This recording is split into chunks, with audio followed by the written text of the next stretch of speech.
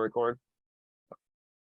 Hey, welcome back to another exciting episode of YOML, the year of magical learning. And if you're new here, welcome and hello. And if you're, returning, hello again. And today we're on book 119, and we have about 15 minutes for this podcast, But but we we'll do make it not run for happy. trains. We But do we not don't run run for for trains. train, and Yeah, that's yeah, why it's okay. yeah. So so take it over, Chris. Let's tell us what we were talking about. Yeah. So the book that we're talking about today is book 119. It's or reflection 119. It's called The New Confessions of an Economic Hitman by the author John Perkins. So this dude, his name's John. He is what he calls an economic hitman. So he's a former economic hitman. So basically, what he did as his career was he would go into these like emerging governments and emerging economies um, uh, and he would basically use money and trillions of dollars from like some of the world's richest companies to manipulate and take control of to kind of almost financially hold these economies hostage. And his he calls himself an economic hitman, and he's kind of, it's like a tell-all story of like all the bad shit that he does and all the other economic hitmen out there in the world, and how this dark underbelly economy or these economic people that are like these white collar, like people that are calling a lot of the shots out there in the Hmm. world, kind of thing that you don't even really see and hear about. So Hmm. this whole book's about his life and how he got into that world, and then how he got out of it, and now how he wants to kind of transform the way that people see the world. So it was kind of actually an interesting book. It was kind of eye-opening. It was certainly was like, that's pretty effed, a lot of the stuff that he talked about in it. But this reflection title is called The Life Economy. And specifically, Perkins offers, as you can see in the last section down here, specific actions to transform what he calls a failing death economy into a life economy that provides a sustainable abundance for all, right? So I started off this reflection with like the growth monster. I like to, this is something that I've kind of visualized over the years now that we've been doing a lot of the stuff, is like, that's how this world works, right? It's like we feel like we have to constantly feed this growth monster, or otherwise the engine's just going to seize up, everything's going to fall apart. Like, so like that's how our modern society runs. Like, if we aren't growing, we're dying. Like, I mean, it's literally like a never-ending perpetual growth cycle all the time. And somehow, for some weird reason, like, we've been able to maintain it and sustain it up to this point in time. But I think we all know that, the further that we push, eventually, like, we're going to hit a threshold where, like, you can't just grow in perpetuity forever and ever and ever. I think of like the company that I work for, right? You think of like these startup growth, high growth companies that are in the tech space, like if they're not growing, I don't know what, 10x year over year, every single year, they're considered not, a viable investor thing. So they put a ton of pressure on everybody that works there, and it's like, we got to constantly feed the growth monster. And even if we're having successful customers and building successful relationships and still growing at a sustainable pace, like, if we're not hitting the metrics that our investors expect, then it's like, then all of a sudden it all starts to reverse and fall apart and yada yada yada, right? That's the growth monster to me. The engine of the growth monster is debt and fear, as the author says. That's the keys to success in our modern world, right? So honestly, I can't really argue with that. Like, I mean, the growth monster is the lifeblood of the death economy, and it's all about plundering resources to sustain what we built and keep that model pumping and flowing, right? So the obvious question is what do we do? Like, if that's what life is like today, and our economy is built on growth and fear and debt, it's how do we change it?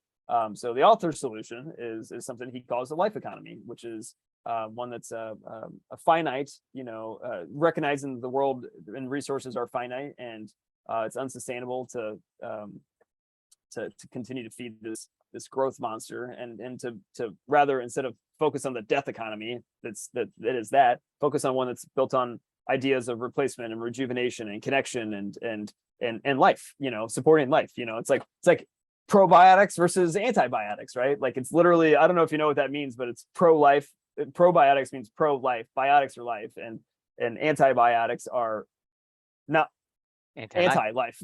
like Uh-huh. so it's there's just two different ways to look at it. So for me, it just reminds me to think of the life economy is it's an infinite game, and we're excited to play it every single day, and look forward to building more of the world up around us, and creating more of a sustainable life, a balanced life, one of that we talk about all the time, of meaningful work and meaningful relationships, versus constantly trying to just feed the monster to grow and grow and grow. I mean, we actually, even in Clubany, like had our own death economy kind of conversation that was started, back when we were doing the core values quest regularly, where we were like, well, we got to get this many people into the quest to start, and we got to get this many people into guides, and we got to get this many people at this date and to do this and do that, because then we got to hit this to be able to do this, and at a certain point in time, we were all like, what are we doing? Like, that's not what we're doing this for. We're not doing this to like hit numbers and to focus on outcomes. This was about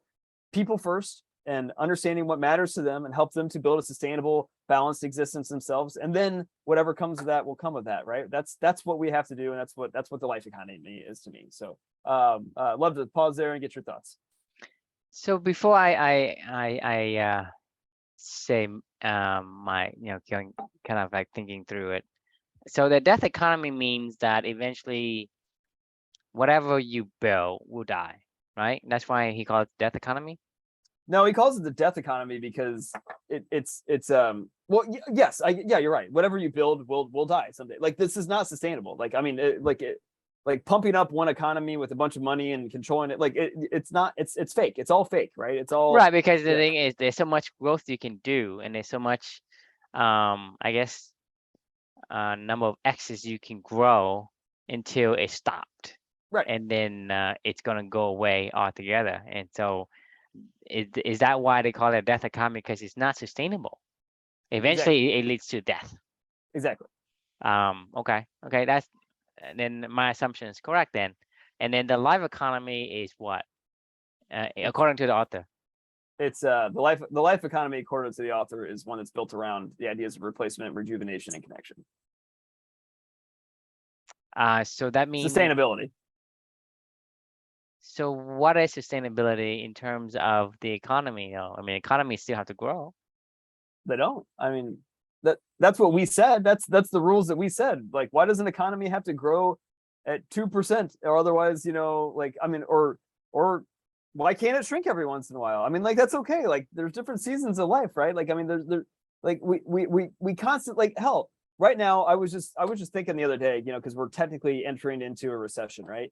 Like, so who says that? Like, I mean, it's like, just because everybody says we're in a recession, then everybody starts to act differently, to do things differently. Then the Fed starts to get involved. We start to manipulate markets. We start to do all this stuff, and it's like, look, Well, like I think it's just an excuse. to keep It's a, pumping to it's keep an pumping excuse the gas, to justify your action. right? It's I an agree. excuse to say, okay, I want to raise interest rate because the economy is in this, or it's excuse to give money to somebody, to a company, or some friends in high places, because it's, we're in a recession.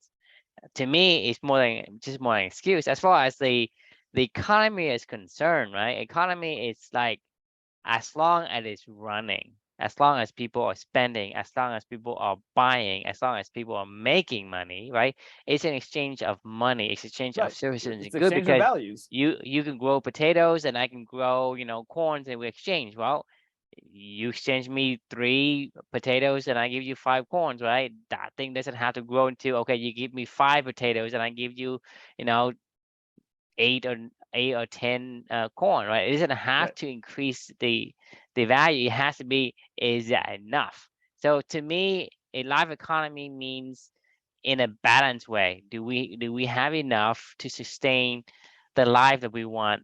Do we have enough to have enough room in with a roof over our head? We don't need a 5-bedroom or 10-bedroom mansions to say, hey, I need this. This is my security. I Right. just need 1 bedroom if I live by myself, or with my wife, if I have other kids, and I'm probably a two bedroom or three bedroom house. I don't need Right. that big, right?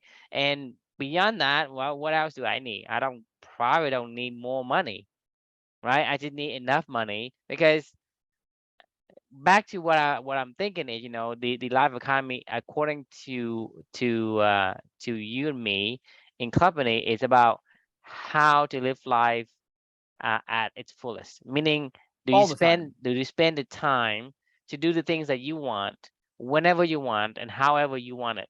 That's Right. doesn't necessarily involve money because, like, for me and you, I love to go fishing.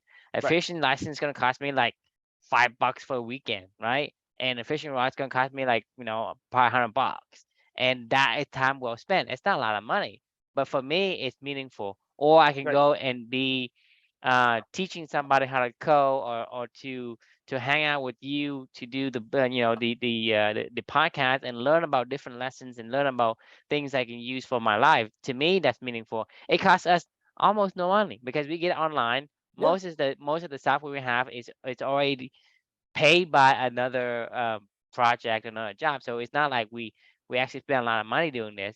So for me, life economy, that's how I think about in terms of the life economy. Um, Kind of distinguish that from what the author is saying in terms of the economy specifically, right? For us, the life economy is the life of the individuals, Right. the life of the tribe, the life of the group, and I think that's fitting. And I think because most people forget that the point of working is so you have the ability to enjoy the life. It's not to say, hey, I'm Right. It's working a so part that. of your life. It's a part of your life. It is not a Well, separate let entity me take that to back. fund your life, I think it's the trading of your time, right? It's quote unquote work, right? Right. Because we have the term meaningful work versus work, right? Right. So work is like, hey, I'm trading time to get the money so I can do the thing that matters to me. Meaningful work is just work that matters to me, but I'm also getting paid for it, Right. right? And so a lot of people over time kind of they forget that they don't have to work all their life, because when they say, well, I'm going to um I'm going to do this, I'm going to go fishing, I'm going to build a garden, or I'm going to do whatever when I retire, because that's the wrong perspective of looking at life. Life is like, okay, when you retire is when you have the time, when you have the ability, when you have the freedom to do the things that you want, right? You say, hey, I have to sacrifice, I have to take this um the growth the growth monster, right? I have to be with a Right. growth monster. I have to be participate in a death economy to get that. And to me, that's the options that I think people may miss, just because it's been kind of like pounded to us from the media, from the people we talk to. Everybody Right. agrees with it just because it's a mass hysteria, right? Why do you need a venture capital firm to invest in your why do, like, if if we wanted a VC to pay for us to do something, like, why? Like, do we need them to buy a developer so we can, build our website? No. We don't Well, need the that. thing is that when what I think is the current way that we are doing things is that whenever we are raising money, is essentially we are trying to I guess squish the timeline. Right. There it is. Because We can squish the yeah. timeline, and, Right. and the reason why we squish the timeline is because we want to exit, right? Correct. And so meaning that you're not doing meaningful work, because meaningful work is that you don't want to sell that baby, but There's an because outcome. There's an but if outcome in if mind, you and if you're that's raising all that matters. money, you want to hand this off to somebody in exchange for a bag of money, Yeah, right? exactly. And that is the wrong perspective right out of the gate. And so a lot of people say, hey, I started this company.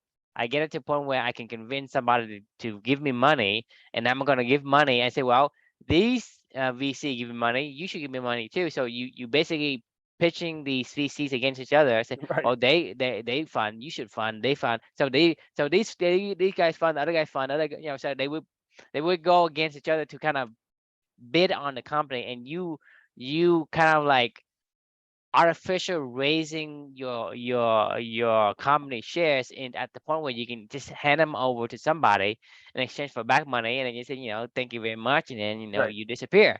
And so to me, most of the VC world is like that. I mean, you can tell me I'm wrong all day long, but that's what I see. Nobody. I mean, the thing is, you look at a VC, is their exit is 3 to 5 years.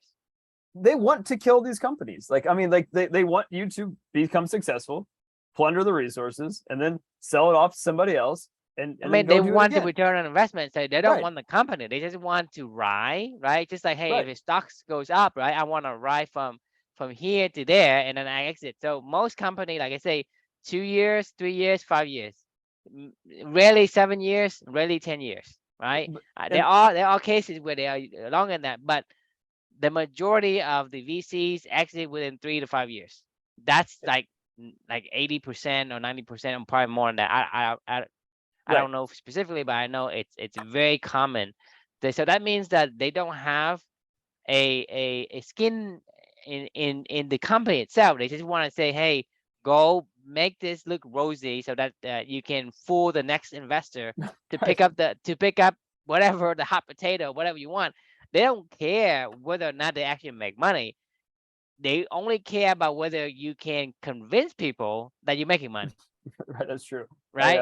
And Yeah, for so sure. basically you're putting a veil over somebody's head. Say, hey, this is really great. I come in, I put in technology, I paint the house, and it looks better, and I hide other spots. And then they say, hey, here you go. Here's a big, lucrative business you should buy.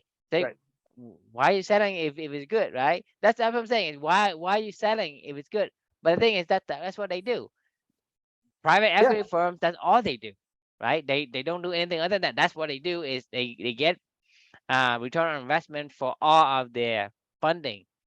That's their aim. Right. And So so you it's always about an outcome. It's always outcome based, right? Like, I mean, right. like it's never about the mission, the purpose, the person, like how does this what does this culture have? What happens to this culture when you sell this business? What And happens so to and so all the these people's lives? What happens to, yeah, like because that's the, the thing, is you in this hamster wheel of sort that drives the death economy, accelerated to a point where it runs faster and faster every single day. So before you say, well, most companies, it took them 10 years to raise money.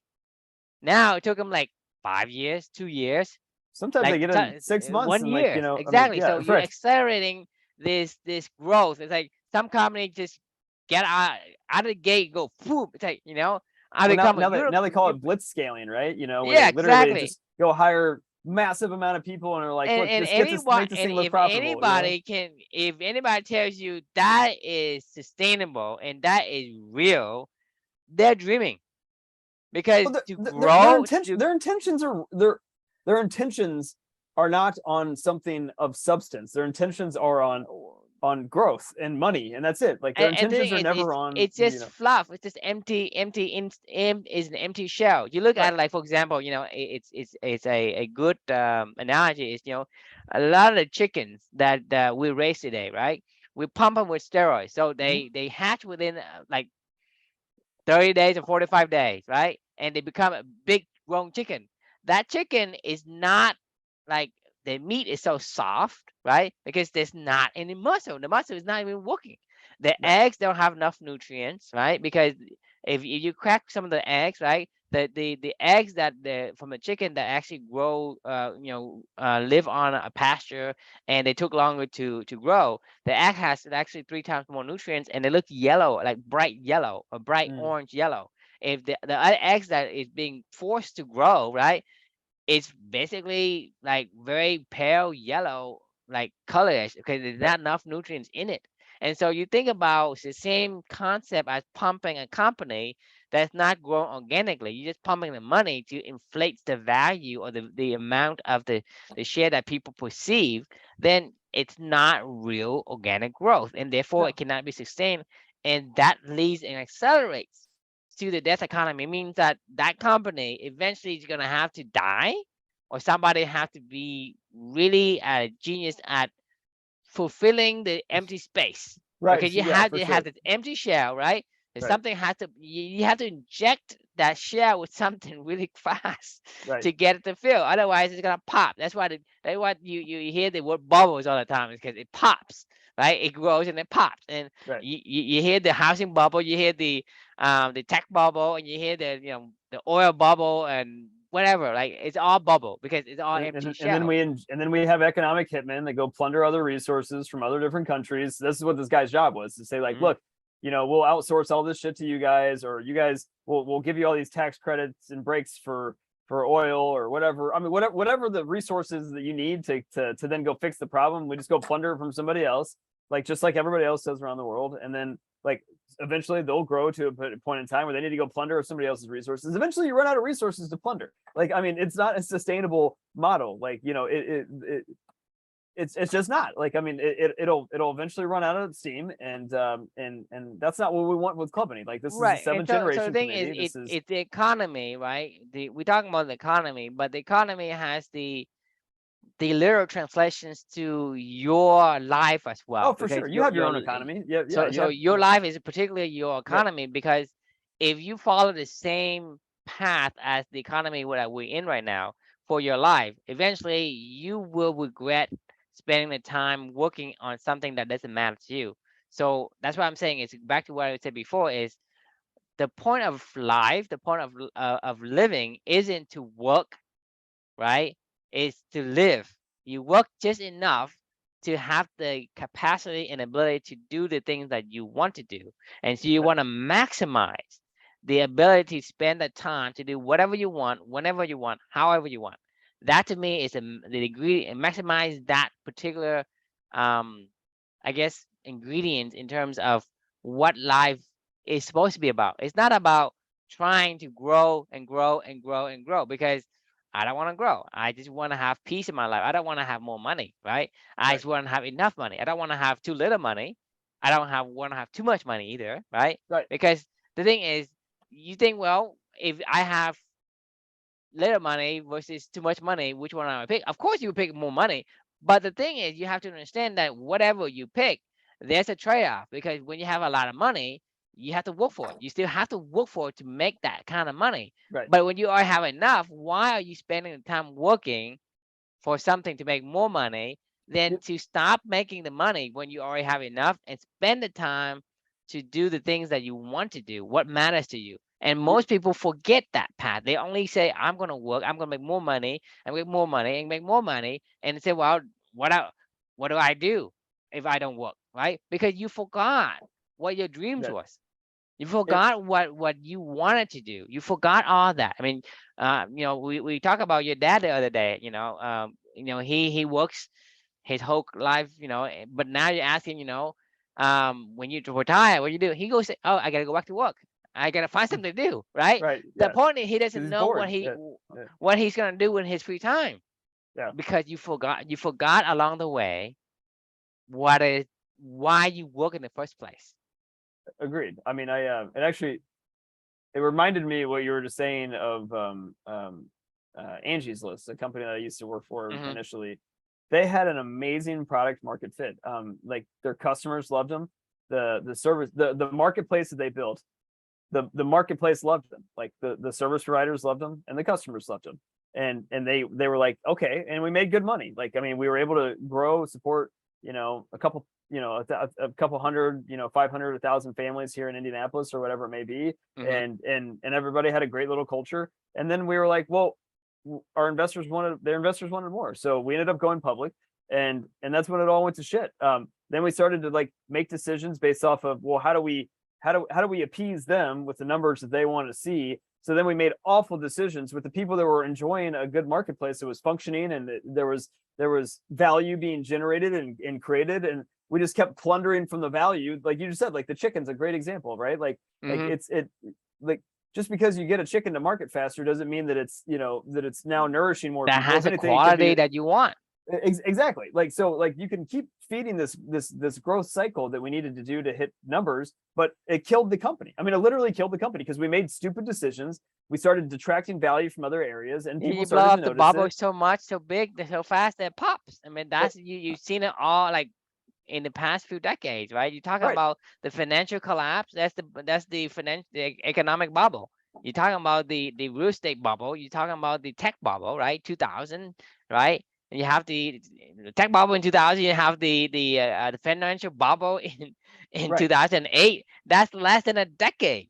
I mean, the bubble back then, it was like 20, 60 years. Now it's like less than a decade. Every 8 years, and now it goes. And now we're in a, you know, quote unquote recession. I don't know what that means, but you Right. know, I mean, I could literally have foreseen Angie's List growing at the same at a scalable pace, at a not a scalable pace, at a reasonable pace, sustainable. to sustainable pace, and it would still be a great company right now, and it'd probably be a great company for another, I don't know how long. You know, you never really know. Like, it was when we hit that pedal to the metal kind of thing to then go public and do all this other stuff. That's when it all the wheels came apart, right? And I think of, like, you know, like Clubany and what we're trying to do in general. Like, I mean, we were trying to go too fast at the beginning. Like, go at the pace that provides the nourishment. Like, the egg is such a good thing. Like, go at the pace that provides the nourishment and that provides the sustainability where everybody's getting what they need, and not much more. I mean, what's wrong with having a business that's just a profitable, value, you know, valuable business for the people that are engaging in it? What is wrong with that? Like, I just don't understand. Like, Because what it's boring to the VC. I know They that. want returns fast. They say, hey, okay, this business is gonna make this you know, $1 billion in 10 years. No, I want you to do it in one. No. So if you go to somebody to do any kind of funding, say, You hey, got to you know, go this, plunder resources from somebody else to go get that done, and then yes. it kills it. You know, I mean, it's just not And possible. this is like 99% of all the VCs out there are doing is everybody is looking for money, and everybody is doing exactly that. It's just going to pump up the value, inflate the value with hot air, With right? steroids, you know, With like you said, steroid, with with the chickens, you know, that's a good and example. you want to get that growth in so short of a time that it's like not sustainable. It's not possible.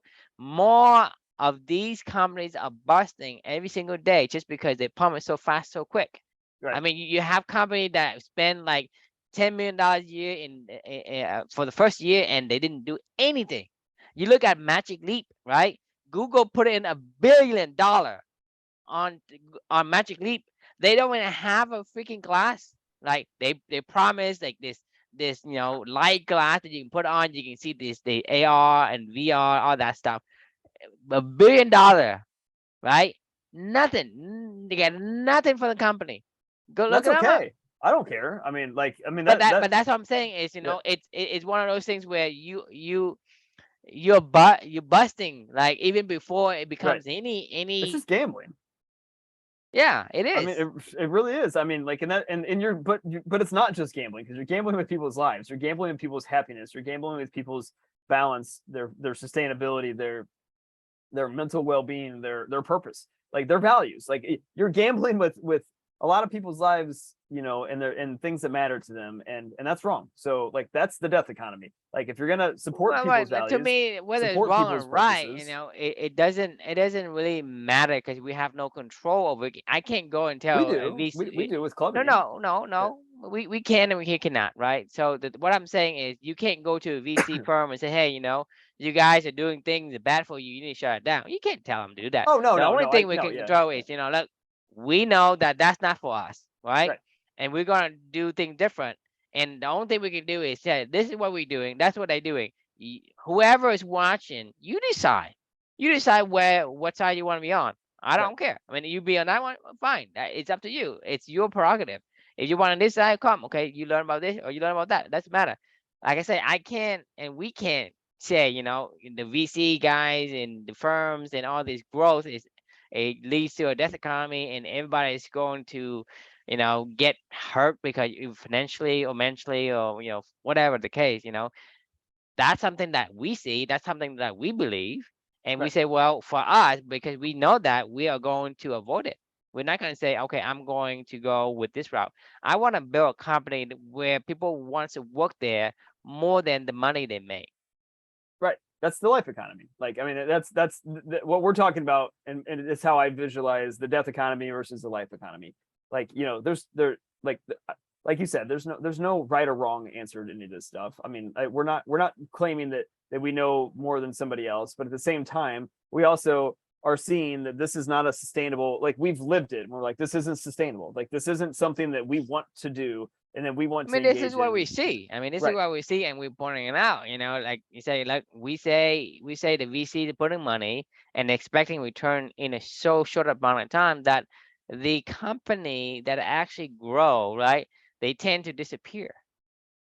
And so They don't that's tend to. evident. They do. I'm not telling you any. I'm not Right. making up any stories. I'm just Right. saying, look, that's what I see, and because of what I see, I'm assuming that doesn't work. That's going to lead to destruction.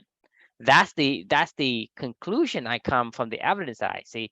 I'm merely pointing out the evidence, and I'm telling you what I think is the reason why it comes to that outcome. Agreed. And because I don't want an outcome, I say, well, here is something that you can do to avoid having that outcome. And it's up to you to take it in and do your own analysis and decide if that makes sense to you or it doesn't. I couldn't agree more. I know we're way past time, so I'm gonna go ahead and put a pin on this one, just because I know you probably you got to jump, and I know I do too as well. So so the question we can leave, you know, fun discussion as always, and the question we can leave with anybody following up or following along is, in what ways can you help support the life economy in your own world, right? So, like, this is your own decision, like Drew just said, like you can't control what other people do, we can't control what other people do, but you can control your world, and you Hmm. can either live for sustainability, or you could live for, you know, plunder resources and feed the growth monster. I mean, that's up to you. But I know which way we're deciding, and if that appeals to you, then keep following. So I appreciate your time, and thanks for joining. We'll see you all on Monday. Yeah. See you.